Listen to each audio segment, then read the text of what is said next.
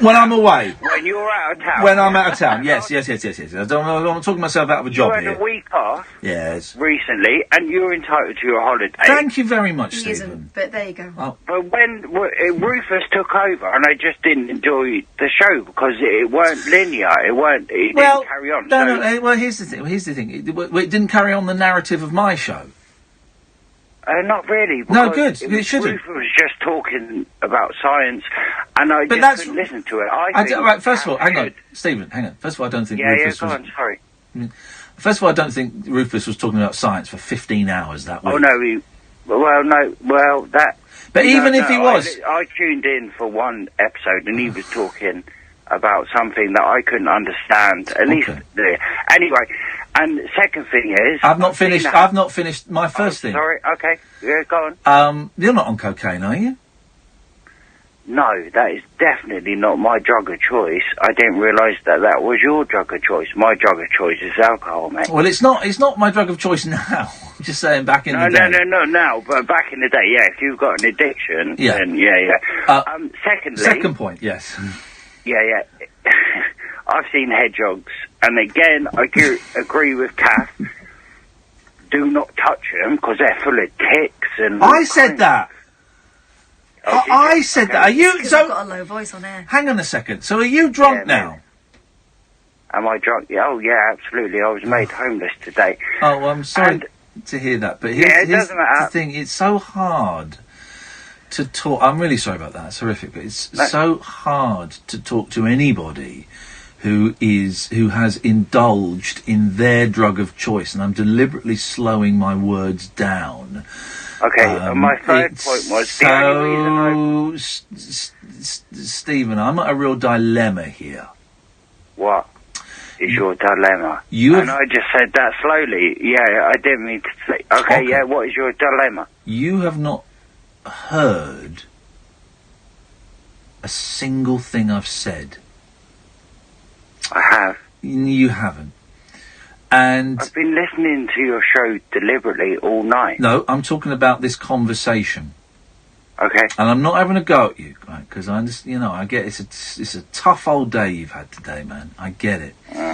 But this is what I'm trying to say is it's impossible to communicate on any real level with anybody who is drunk or coked up or stoned or tripping or... I agree with you, and that's why I'm listening to your show, because I don't want to talk about that nonsense. The reason I rang up your show was, you know wood lice? Yeah. Yeah, when you touch them, they no longer curl up. That was it. I don't want to talk to you about drugs or fucking addictions or none of that. All right, Stephen, you've just dropped an F-bomb, mate, and so I've got to let you go.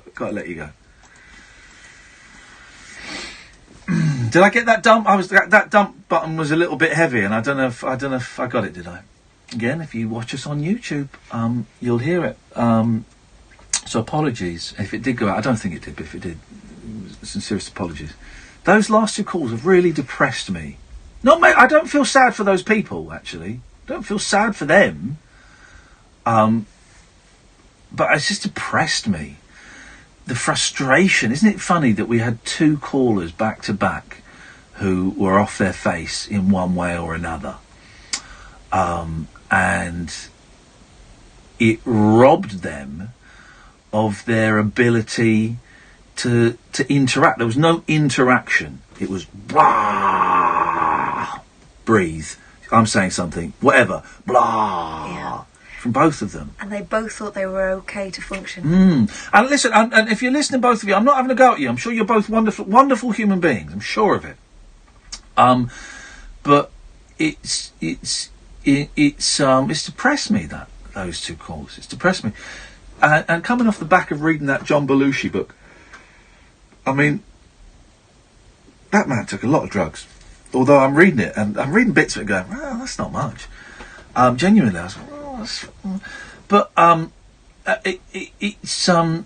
those two calls, actually that John Belushi book has really made me secure in my sobriety, because I'm reading it thinking, man, I don't want it. It's just, there's no glamour to this lifestyle this gentleman has chosen to follow. It's a really sad pathetic story. It's pathetic in the truest sense of the word. You know, this talent. I'm not particularly a big fan of his, but a lot of people considered him to be, an explosive talent, and he threw it all away. And it's really made me think. Actually, yeah, I'm doing the right thing. And I don't know how I feel after those two calls. I don't know how I feel. I tell you what it is. I'm angry with them. That's what I feel. That's it. I was misreading it as empathy. No, I'm angry with them because that was rude. There we go. That's what it was. That's it. That's cleared the guttering. It was rude. It was downright rude of both of them. And again, I'm not having a go at either of you. I'm not having a go. You might hear it as that, but it's not. But that was rude to phone up and to be in a state that meant you were unable to interact and you just wanted to speak at me and speak at Katherine instead of engaging in a conversation. That was rude. That's what I was feeling. Oh, I feel better now. I've worked that. 0344 499 1000. When we come back, we'll play one of Watco's things, Driving Test Memories. Oh, yeah. And then we'll speak to Rory. This is the late night alternative on Talk Radio. Talk Radio. Intelligent, organic entertainment. Talk Radio. We'll get you talking. Countdown to Brexit on Talk Radio with I the thought Times. the first one was... the clock is ticking as the UK prepares to officially leave the European Union. Listen to the No Nonsense Breakfast with Julia Hartley-Brewer this morning from 6:30, when she'll be joined by Times journalists to discuss the latest Brexit developments. Don't just be informed, be well informed with debate, analysis and opinion from right across the political spectrum. Countdown to Brexit with Julia Hartley-Brewer, weekday mornings from 6:30 on Talk Radio with the Times. The Wren sale is now on. Plus, there's 10% off all granite and quartz worktops with 5 or more fully assembled units. But chop chop, offer ends 10 p.m. tomorrow. This is the sound of a broken boiler. Oh. And having to fork out for a new one. Oh. Then finding out you can get interest-free credit until the 31st of May. Oh. Not blowing your savings on a new boiler feels good. We're with you. Search British Gas New Boiler. Credit subject to status, conditions apply. When the McCulloch man mows his lawn with his McCulloch lawnmower, he powers through even the toughest grass with one goal in mind: to finish the job before the match starts. And with his McCulloch lawnmower, he's got the power to get the job done. That's why his mates envy his lawn, as well as his team. Get your McCulloch lawnmower and other garden power tools at good DIY stores nationwide or at McCulloch.com. McCulloch. The power to get the job done. The Late Night Alternative with Iain Lee on Talk Radio. We'll get you talking. So, my mate Watco, Ian Watkins, he hosts a radio show on Mansfield 103.3 or 3.2, I can never remember which, and he's brilliant, and he makes these wonderful little 5-minute beautiful conversations where he picks a theme and talks to people about it, and generally he cuts himself out of it, so you don't hear him. You might hear him pop up once in a while. And I think, is this a new one? This might be a new one. So this is Watco and 5 minutes of driving test. My volume up. Yes, driving test memories. Speakers up, please. I passed my driving test first time, and then at that time I had a scooter, and I passed my scooter test both first times. The scooter test was mad. You come out the driving centre and you go left, and then like you have to go right. It's just a square around this like big building. And they in them days they used to say, well, someone's going to jump out in front of you. I don't know whether they still do it, and you've got to see him and stop. But like you can see him about like 100 yards down the road, the geese are standing by the tree or something, so you know when he's going to come out. Yeah. But yeah, the driving test and then my scooter. Yeah. Never take one of those. I did have driving lessons. I got about a mile up the road and a bus was behind me, and I looked through the mirror and the driving instructor told me to turn right, so I didn't. I went further on, stopped the car, got out, and that was it. The second time there was a lady stood at the side of the road. I saw her, I watched her, I drove past her, and then I failed. I said, why have I failed?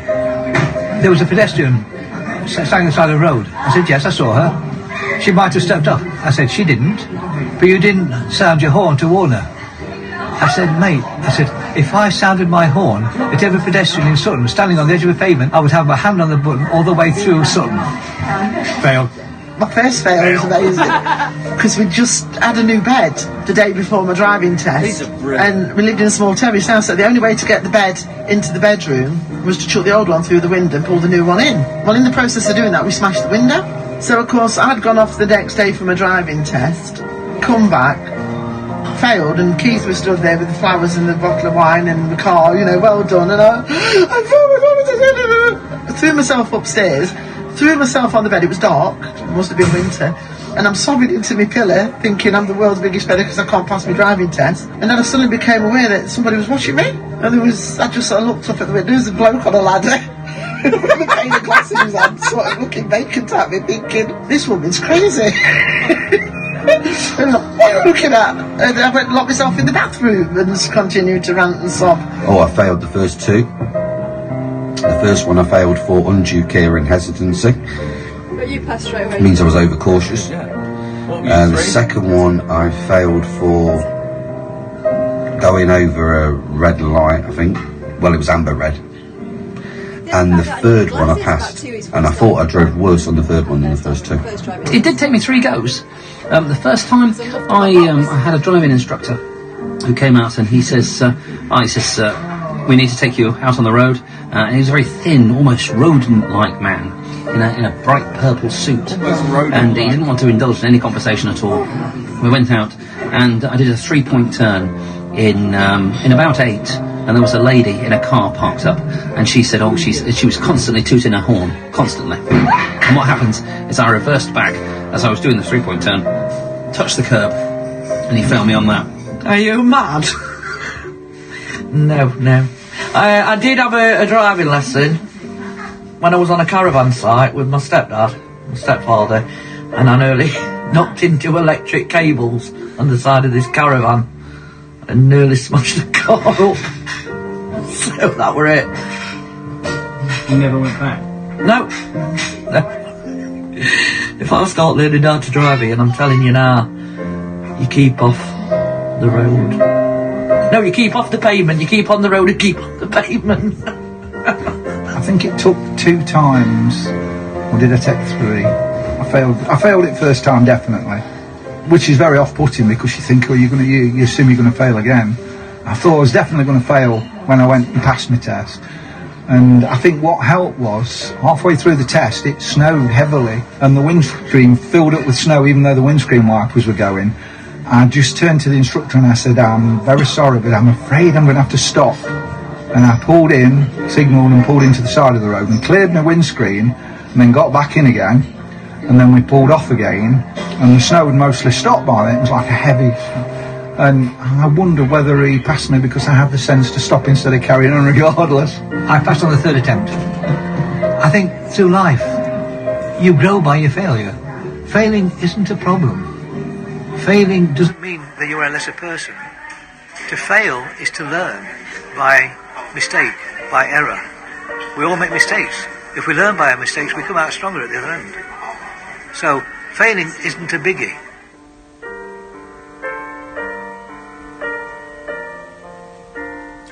They're good. They're so good. I like the Dalai Lama at the end. Yes. Well, that's the philosophy of this show. Failure isn't, that's not really failure. Failure's learning, man. I love those. I'll see if I can get, why we go. Why can't we, what's this? What have I done here? I've done something here.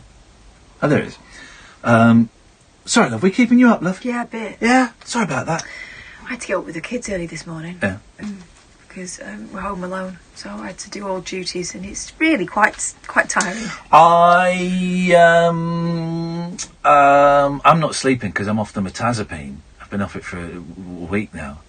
I can't sleep. I can sleep, but it's not great. It's not great, but I feel all right. Yeah. You're not having funny dreams anymore? No. Not having any dreams? No, I'm not having the anxiety dreams or any of that stuff, and I'm waking up after about 6 hours, and I'm thinking that's it. That's my life now. It's going to be 6 hours sleep. Rebalancing. Well, as you get older, you need less sleep. That's why elderly people are pottering around. In the shop. Yeah. That's why they're such a pain in the ass. Let's Illegal go in Sweden, to but in Rory. this country Good it's evening, illegal. Rory. Hey, how you doing? What narcotic are you on this evening, Rory?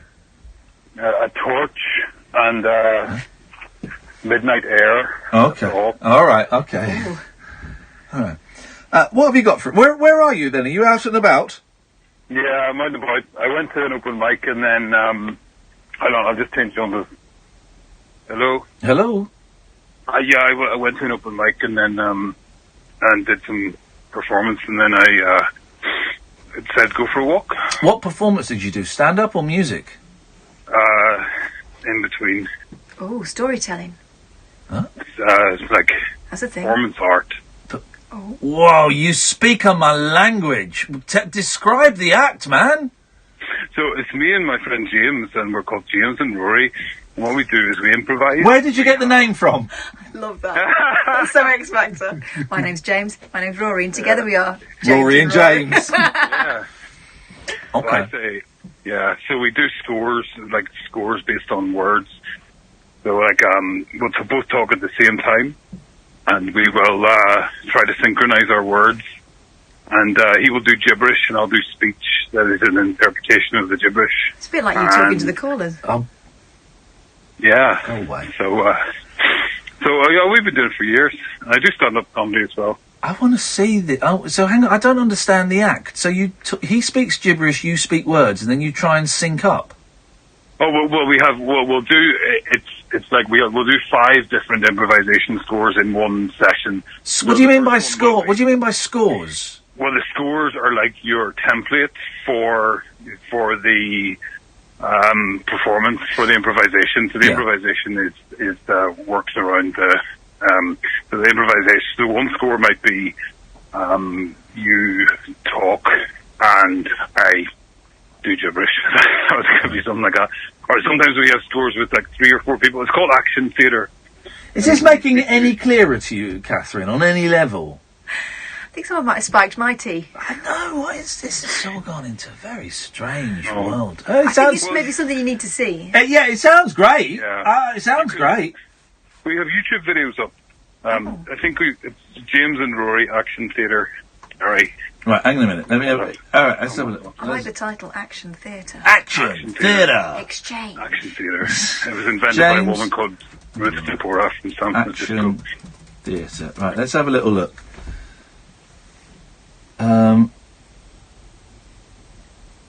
There's Benedict Cumberbatch. You're not Benedict Cumberbatch, are you? No, I'm not. I've typed in James and Rory Action Theatre, and the first thing that comes up is Mad Lib Theatre with Benedict Cumberbatch. No. Is there? Just put improvisation.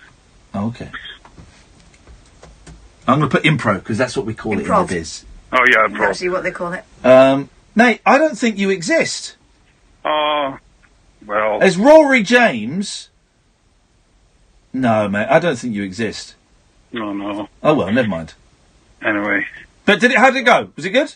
Oh no, it went well. And no, the reason I was called was because there were some drunk people there, and your colours who were drunk and on drugs made me think about the fact that it's difficult whenever, because I've been badly behaved on alcohol, and then when I don't drink and I see other people behaving badly on alcohol, it feels quite it feels like a bit hypocritical to berate them for it, but if they're causing a nuisance, then something. If they're causing a nuisance, you can step in, but you always think, they're not going to take any of this in. I might have nits, by the way.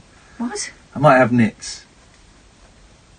I'm itching a lot in my head. No, they only go in clean hair. Oh, mate, what is all the jokes? Is there anything you've not got at the moment? They've just cured my AIDS. Eye AIDS. My eye AIDS that I had. Yeah, drunk people are boring, coked up people are boring, stoners are boring, trippers, there might be something in that.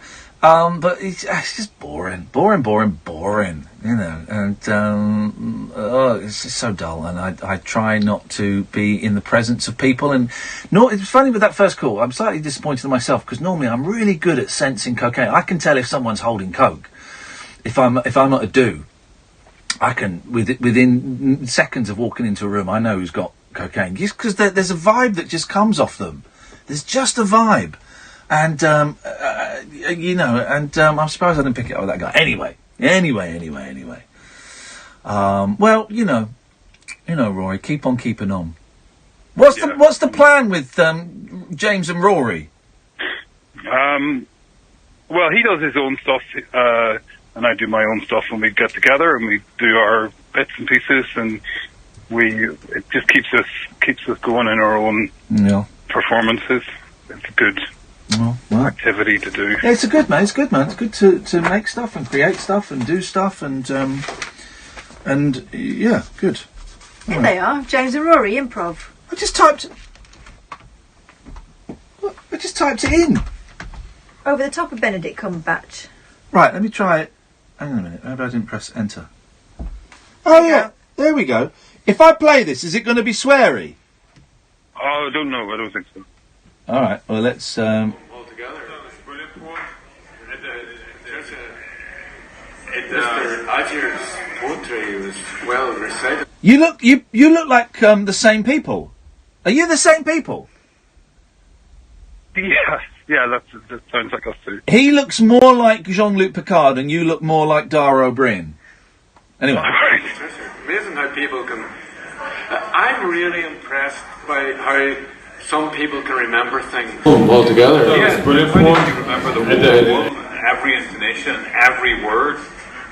I bet you could do it again tomorrow. I bet you could do it again in her sleep. Okay, I'm going to watch that at home in privacy of my own. Hey, leaning to the left. Leaning to the left. Hey, nice one, Rory. Thank you, mate. All right, thanks, Ian. Bye-bye. Cheers, ta-ta. Let's go to Skylar Sol. Hello, can you hear me? Yes, hello. Oh, jolly good. So I had to have you on loudspeaker because I'm deaf. But I have spoken to you before, if you remember me. I do remember you, yes. Yes, but I didn't want to talk about anything like that. But I wanted to talk about Donald Trump. Okay. Basically, I think Donald Trump should serve at least 2 terms. I don't think I want Mike Pence in power, because for the simple reason, Mike Pence is a blooming homophobe.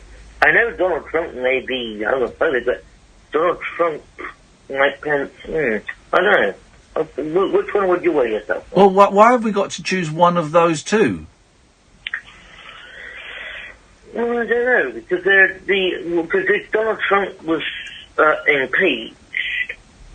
Yeah. But you're saying that you want Donald Trump to serve a second term. Well, if he ran for a second term and he didn't win, it wouldn't be Mike Pence that became president. No, but what I'm saying is, if Donald Trump was impeached now, Mike Pence would come into power. That wasn't but that wasn't your opening line. Your opening line was, I'd like Donald Trump to serve 2 terms. Oh, yes, and that as well, yeah. So do you want Donald Trump to serve 2 terms? I would say I'm quite happy to serve 2 terms, yes. But why? He's a homophobe. I don't know if he is. Yes. Is he? He's a homophobe.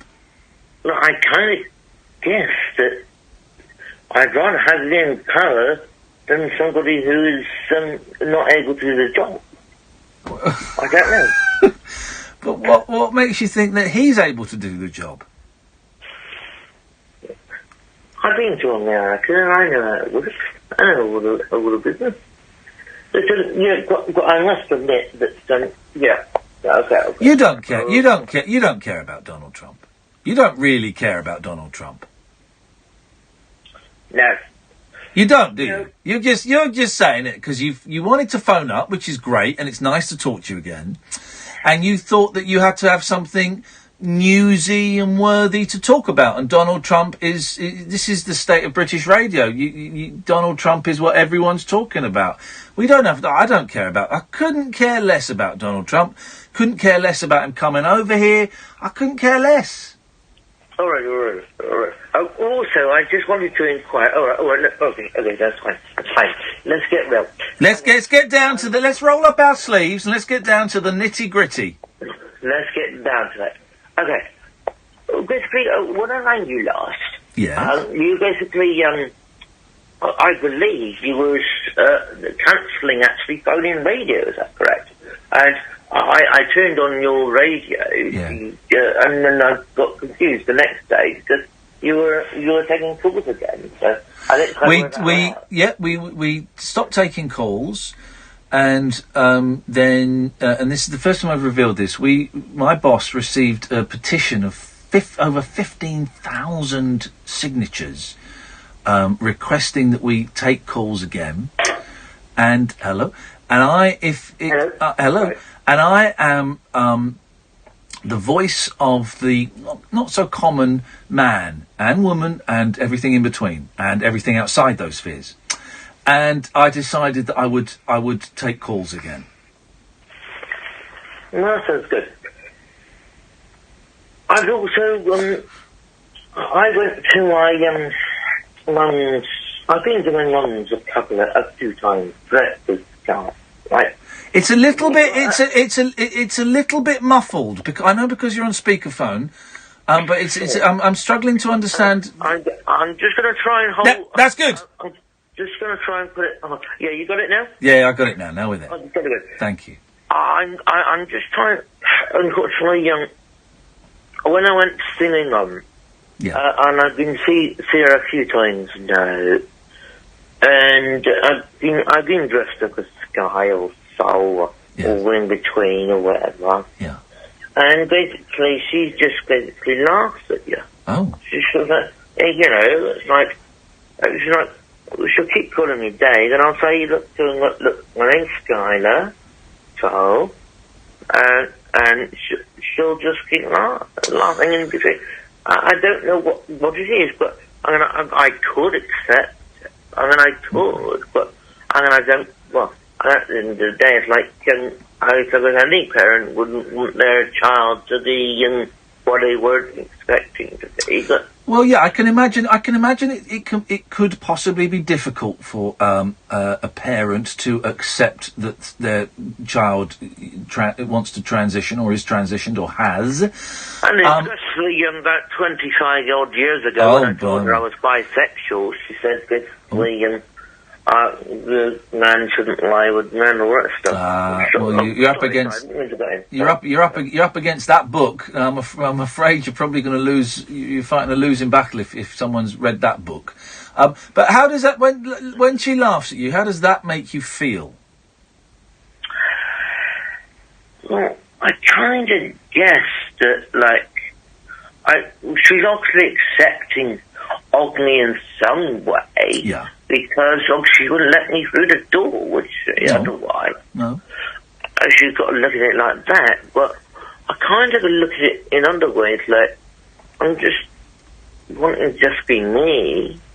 And I'm getting, in conversation about my identity, it tends to be little laughs here and little laughs there and little laughs everywhere, you know? Well, I'm sorry your mum isn't giving you the support that we expect from our mums. I'm sorry that you're not getting that.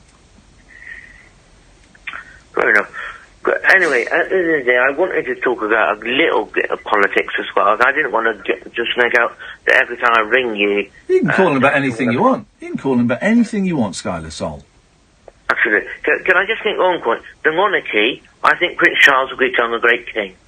I think you're probably right. Hey, listen, thanks very much for your call. Thank you very much. Take care. Thank you. All right. Not everyone wants to listen to us tonight, do they? People want to say their things, and that's fine. Maybe that's the vibe. Maybe that's the vibe that is out there. People want to say their thing. They just want to be heard. I'm cool with that. I can rock with that. 0344 499 1000. Another 20 minutes of myself and Catherine, and then it'll be Paul Ross. Mark, stay there. Come to you after this. Across the UK, online and on DAB. Talk Radio. We have ways of making you talk. In cinemas now. Tell me his name again. Thanos. This is it. Every legend together is our only hope. Every hero. We don't fight for one life. We fight for all of them. Everything you know. Let's go. Changes forever. The end is near. Marvel Studios' Avengers Infinity War. I'm Peter, by the way. Doctor Strange. Oh, using your made-up names. Then I am Spider-Man. In cinemas everywhere now. The Wren sale is now on. Plus, there's 10% off all granite and quartz worktops with 5 or more fully assembled units. But Chop Chop, offer ends 10 p.m. tomorrow. Chop Chop! Ella's one-handed stir-fry. My friends used to say, when you have your first kid, you'll always have your hands full. I had triplets, so I've had to learn to do everything one-handed. I have mastered the stir-fry. I take fresh veg, pork marinated in hoisin, and noodles, then stir it all into a wok. It's delicious enough to have again and again, and simple enough to do while I'm playing peekaboo. Give your pork stir-fry extra zing with our hoisin and ginger marinade. Food Love Stories, brought to you by Tesco. This is the sound of someone with a million things to do, waiting in. Your time is precious. We're with you. So our engineers call ahead to let you know when they're on their way. When you're with British Gas, we're with you. 95% of engineers call ahead. Across the UK, online and on DAB. The incredible new sound of Talk Radio. The No Nonsense Breakfast with Julia Hartley-Brewer. The biggest breaking news stories, headline-grabbing guests, and razor-sharp opinion. Join me, Julia Hartley-Brewer, when I'll be turning up the heat every morning from 6:30 with an essential mix of straight-talking debate, heavyweight political guests, and fearless comedy. Waking up the nation with a brand new breakfast conversation. The No Nonsense Breakfast with Julia Hartley-Brewer. Tomorrow morning from 6:30. On Talk Radio. Unmissable late-night radio with the original king of unconventional conversation. Make contact with Iain Lee. The late-night alternative with Iain Lee on Talk Radio. Last 15 minutes of the show. Back tomorrow night at 10. But let's see what happens. 0344 499 1000. Good evening, Mark. Hello, hey, Iain, I've got a joke for you, mate. Yeah? Bet you have. Listen, why shouldn't you wear Russian jeans? Why shouldn't you wear what? Russian jeans. What's he saying? Russian jeans. I don't know. Why should... okay, I don't know. Chernobyl fallout. Thanks very much indeed. I mean... Well... better than I thought it was going to be. But only slightly. So YouTube... the story of the front page of the Sun. YouTube's sick DIY guide to abortion. Okay, so there's a video on there. Oh my. Okay, fine. That's right. Go to page 5, and there's loads of other things on there. A disturbing range of sick tutorials are being shown on YouTube, including DIY guides to tooth extractions. Well, that's simple. You get a bit of string tied around it, tie it to a doorknob, and slam the door shut. Circumcisions. And even abortions. A Sun investigation, someone sat at their laptop one lunchtime, has unearthed a string of films, many carrying no warning, of people performing dangerous surgery at home. God. Oh, flippin' heck. Look, the fella pulling his tooth out, he's just got a pair of pliers, he's just yanking a tooth out. Yeah. He's doing that for a laugh. We had a fella doing that on our radio show. Do you remember when we were in Luton? Justin, our roving reporter, came back one day and said, "You'll never guess who I've just met in the market. I've got lined up for tomorrow's show. It's a bloke. He's got about 6 teeth. He pulls them out himself. He's going to pull one out live on air." And let's just say, it looked that way. Honestly, what's the phrase? He could have eaten an apple through a tennis racket. So live at about 7:30 in the morning, this guy absolutely steaming, and he yanks a tooth out on air. Great times. Let me how do I find this fella ripping his tooth out? Because I can't believe he's doing it for anything other than just to do a YouTube video. I can't believe this is his instruction video. What a tooth removal. I'm just going to type in tooth removal.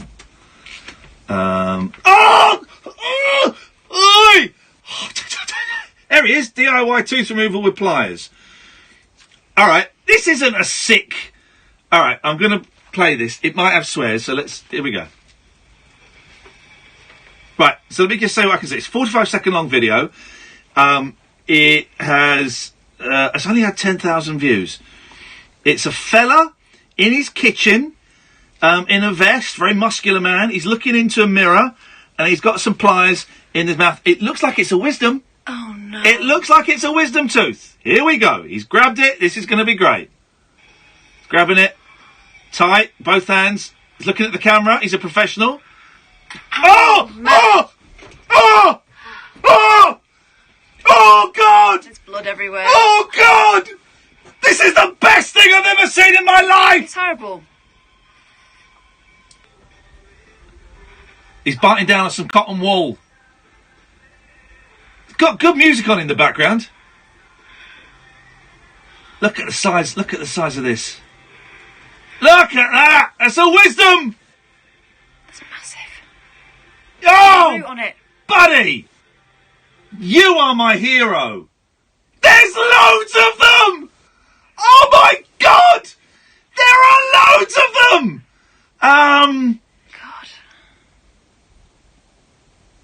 I see a bloke with a string tied round it. I mean, I didn't think that would work. Right. Oh my no. God. Look at the state of it. This is a guy. It looks like he's with his daughter, and his teeth. Let's be honest. They're like it's like a Victorian cemetery in there. They're all over the place, and his two front teeth kind of still almost pointing upwards. His daughter has grabbed. Are they pliers, or is that no? Those look like secateurs. Anyway. And she's grabbing his front tooth. It's that tooth there. His front tooth. It's not happening. Oh no, this is horrible. I think that might be his wife. This is a nice picture. Oh! Yes, man! Yes, man! Yes, man! It's coming! I can hear it squeaking. Oh, yes, man! He's getting his daughter finish him off. No. Do you want me to keep pulling? Yeah.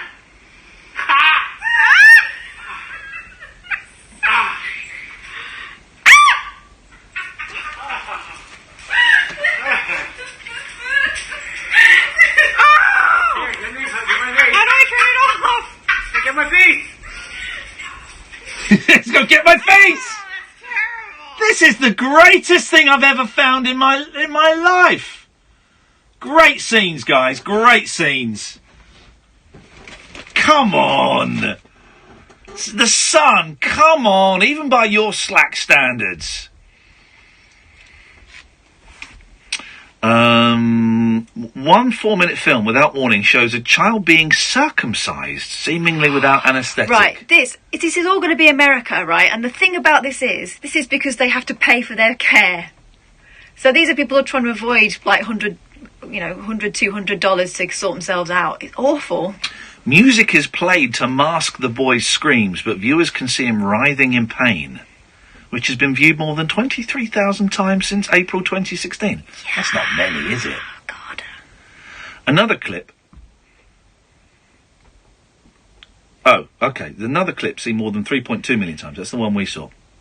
Shows a man in front of a mirror with a pair of pliers, which he uses to extract a back tooth. Elsewhere, a man using no anaesthetic or disinfectant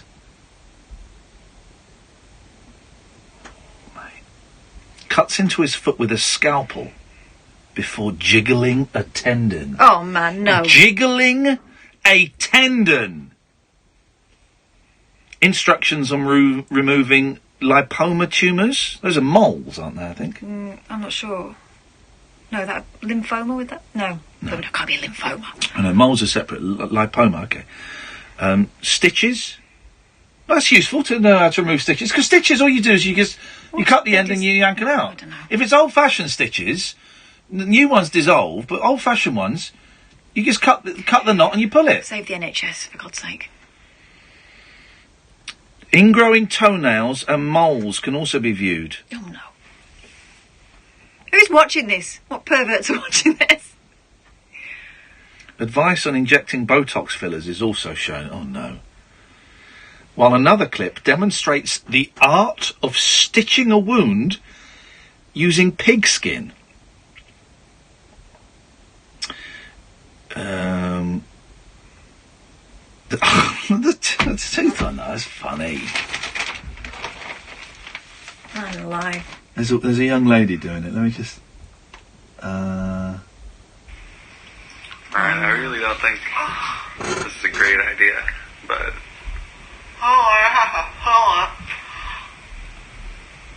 No toothache, it's worth... Oh! Oh! Did you hear that? Yes! Okay. No toothache, it's worth... Oh! That's right, we've gone past it now, Kath. No, we haven't. She's going to do it again. Come in, Paul! Okay. We're watching people pull their own teeth out on YouTube. We talked about this on the show yesterday. Also, they've got advice on how to do other medical procedures, including cyst removal. Oh, mate. Well, it says in here, I'm looking for this tonight. Elsewhere, a man using no anaesthetic or disinfectant cuts into his foot with a scalpel before jiggling a tendon. Jiggling... They don't allow that on YouTube, but they allow. This is my new favourite thing: people pulling their teeth out. Oh, it's incredible. I interviewed a man many years ago who'd done self-trepanning. He got a Braddock. He did a local anaesthetic and he drilled into the top of his own head to open his third eye. Yeah, of course. It was on Friday. Do you know this weekend the Flat Earth Society meets in London? Yeah. We've got to cover that, haven't we? Oh, mate, we went through a thing of getting flat earthers phoning the show, and some of the flat earthers, I think, enjoyed the sport of a good argument. Sure. So they just enjoyed the sport. Which is great. And it's a great game to play, arguing the earth is flat. But some of them genuinely believe that it is a conspiracy by NASA or the American government or Israel, and the military doesn't want us to know what's and the Illuminati and the Freemasons. It's great. And the Women's Institute, you've got to watch them. Oh, those beetle drives. It's great, man. Yeah. I love all of that. And can I give a gift to Kath? I know you go through the papers. Please do. I don't normally go to the Guardian newspaper for my problem page. I'm glad I did yesterday. You might just want to read that, Kath. It's not that I don't trust you, Ian, but I don't trust you. No, go on. What have you got, Kath? Go on. Oh, God. Pamela Stevenson was asked this question in the Guardian yesterday. Go on. I had heart surgery to insert a mechanical valve, and now I can hear it ticking away loudly when I'm on top during intercourse. I can't stop worrying about the noise. It's a continual spiral, like Peter Pan. And I can't seem to overcome the fear of losing my erection. Wow, pressure. What can I do to get over this performance anxiety? Of course, my partner worries that I don't find her attractive, but that's not true. Where did that come from? Earplugs is the answer. That surely isn't it? During coitus, earplugs. If you've got earplugs in, that would make it louder. If it's internal, if it's an internal noise, this is. You've thought this through in 2 seconds. I sent the letter in. I've tried it all. Paul, what is on your very naughty show tonight? I cannot wait for the show tonight. We are going to feature the world's oldest spider. It's official. How old do you reckon, a spider? Oldest ever. Human history logged and recorded. I don't understand the words this man's saying to me. An old spider? Yeah. Okay, now there's been a tracking research project for a number of years in Australia. Okay, they tagged I'm going to say. Well, I wouldn't have thought a spider would have lasted more than a year, so I'm going to say 3 years. Kath? 8. 43 years old. Come on! It beats the previous record in Mexico of 28 years old. The woman who's tracked this, she's not well enough to come to the phone. She's now 88. She's been spider watching in the outback since 1972 or 3. We're talking to her daughter on the show, which I cannot wait for. That's also, the scientist who's logged the longest ever underwater dive by a penguin, an emperor penguin, which are 4 feet tall. They weigh up to 100 pounds, emperor penguins. It was underwater for 32 minutes, and they don't know how. They tagged that as well for breeding research, and... I reckon he passed that tag to another one. He thought, I'll get these suckers. And also, we're going to go to Mars because there are methane emissions. No cows up there. Yeah. There are two causes for methane emissions. They're either geological or biological. Wow. If they're microbial, like you get in swamps, there is life there. There's life, yeah. And if it's geological... there's liquid water there. Oh, mate. We're going to know within the next 2 or 3 weeks. This is incredible stuff. And that's the first 10 minutes. Paul Ross is on at 1 o'clock. Thank you very much, Paul. We'll have some of that. Ba-boom, ba-boom. Don't. That's... Well, he says the problem's when he's on top. Why don't you just try and change it up? I love the way you fold your arms when you say that, Kath, like your Les Dawson over the back of the garden fence. I'm just change it thinking, up. Let's be practical about things. I'm just trying to think... Why, when he's on top? He's on top. And maybe his partner feels the vibrations through the chest cavity. Oh, okay, yeah. There's books for that. Just will. Thank you, Paul. Marvellous. Paul will be on in a few minutes. We're coming to the end of our... You going somewhere, Kath? Might as well, eh? You are? Follow him out. You want to go and hang out with the professional? Right, fine, fair enough. You might as well start packing up. Go on, we're kind of done here. I've got another 120 seconds to fill, but don't you worry. Crack on.